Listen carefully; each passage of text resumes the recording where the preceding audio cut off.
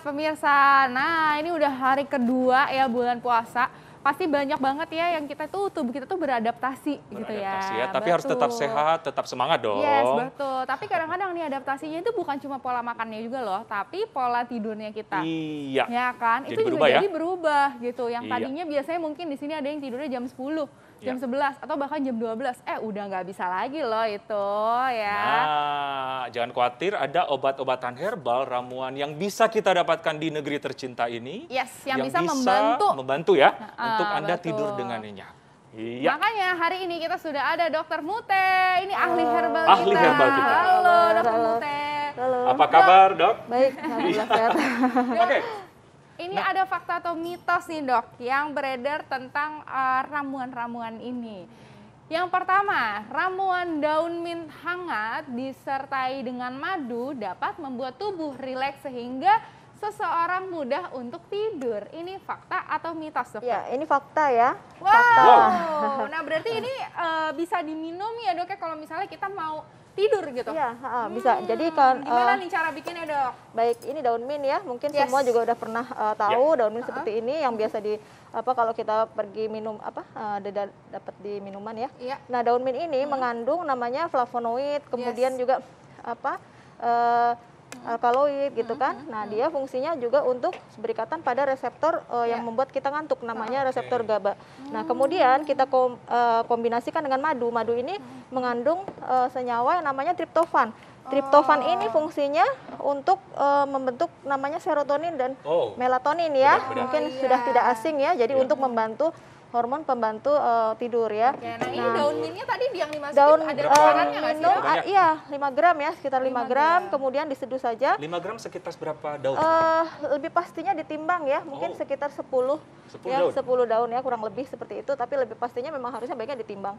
Kemudian, nah baru setelah hangat, baru diberikan madu. Nah, aromanya daun mint ini juga menyebabkan tenang ya, relaksasi ya, nah sehingga bisa membantu untuk tidur begitu. Iya, oke. Nah, madunya dikasih 1 sendok aja, Dok? Madunya sesuai selera ya, 1 sendok boleh. Oke, nah ini bisa kita minum secara rutin ya, Dok ya? Iya. Disarankan sebelum tidur ya, baiknya kalau mengalami gangguan tidur. Sebelum tidur? Ya, sebelum tidur. Pokoknya waktu tidur itu kan yang terbaik di bawah jam setengah 10 ya. Gitu.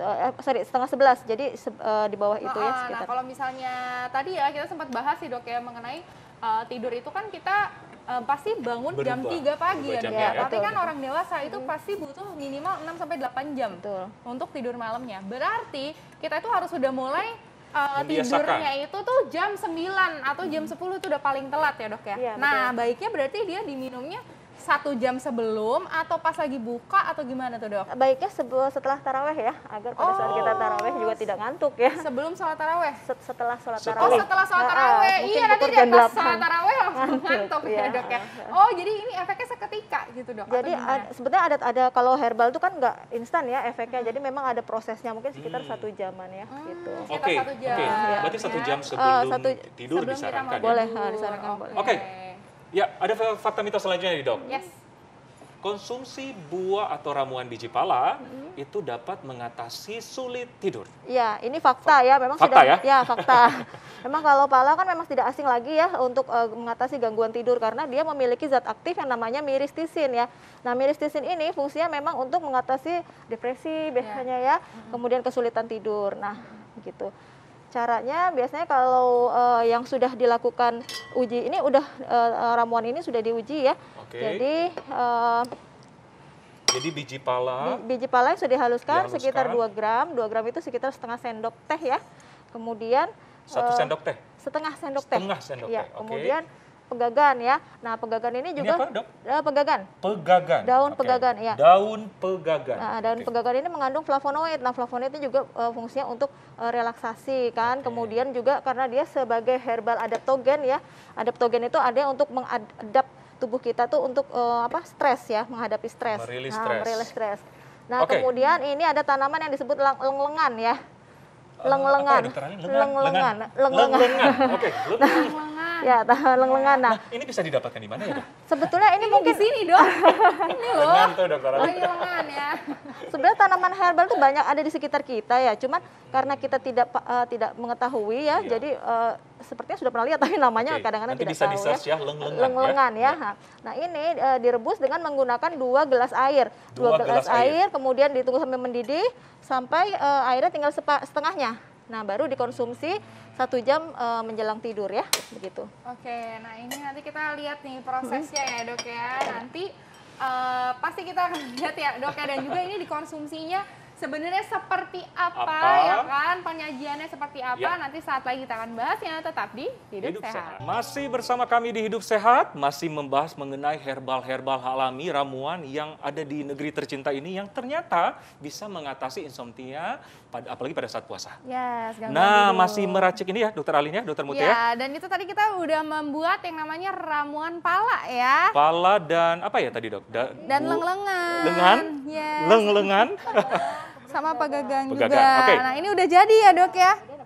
Direbus tinggal setengah, kemudian disaring baru disajikan. Kemudian disaring langsung disajikan. Iya, Nah, betul. ini konsumsinya seperti apa nih dok? Ini- Apakah setelah taraweh juga atau ada perubahan nih? Boleh saat berbuka puasa? Jadi sebaiknya sekitar jam 6 sampai jam 7 malam ya, dikonsumsi, diminum ya, 1 kali sehari malam hari. 1 kali Satu sehari. kali betul. sehari, malam hari, Malam hari, ya, rutin. gitu. Nah, berarti ada ini lagi- juga boleh dicampur tadi ya dengan madu juga ya dok ya? Boleh Oke. madu boleh itu. Dan ini sudah diuji klinis ya, aman selama 14 hari dilakukan pemeriksaan faal ginjal dan faal hati, itu ternyata aman. Oke, Oh. nah dok, ini kan tapi kita kan minumnya itu saat berbuka puasa, yang dimana kita itu perut kita itu kosong udah 12 sampai 14 jam. Apakah aman nih kalau misalnya kita langsung meminum minuman ini? Ya, jadi kalau pada prinsipnya herbal itu baik dikonsumsi sebelum makan, tetapi juga kepada kondisi-kondisi tertentu dapat dikonsumsi 1 jam setelah makan boleh.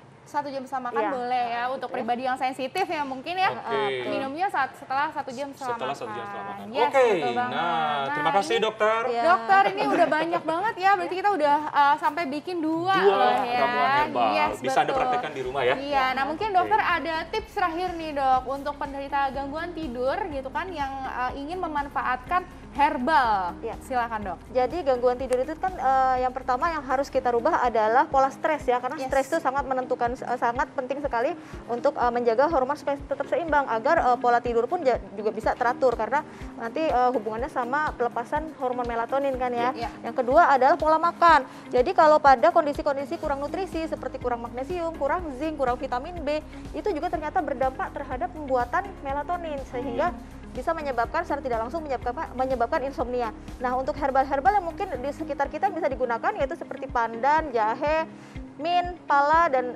leng-lengan, kemudian pegagan dapat dikonsumsi menjelang tidur ya. Jadi sekitar jam 6 sampai jam 7, atau kalau misalnya habis tarawih juga bisa dikonsumsi seperti itu. Oke, wah berarti ini Baik. herbal-herbal yang ada di Indonesia itu sebenarnya bisa kita manfaatkan juga Bisa kita manfaatkan gitu yang kan, ada di dan sekitar juga kita. betul, dan juga tetap harus cukupi kebutuhan gizi hariannya ya Tentu dok saja, ya, betul. karena tentunya dari situ juga yang pasti sangat Ya. baik untuk melatonin kita. Benar Oke. banget, setuju. Masih Oke. banyak lagi nih ya sebenarnya informasi kesehatan yang menarik untuk Anda, namun kami semuanya harus pamit. Terima kasih banyak telah menyaksikan Hidup Sehat TV One dan selalu nonton kami tiap hari Senin sampai Jumat jam 1 sampai jam 2 siang live di TV One. Jangan khawatir bagi Anda yang terlewatkan, tetap saksikan kami di fitva.co.id. Yes. Oke, saya Dr. Ekles. Dan saya Dr. Renita Arlin, Indonesia Indonesia Hidup Hidup Sehat. Sehat.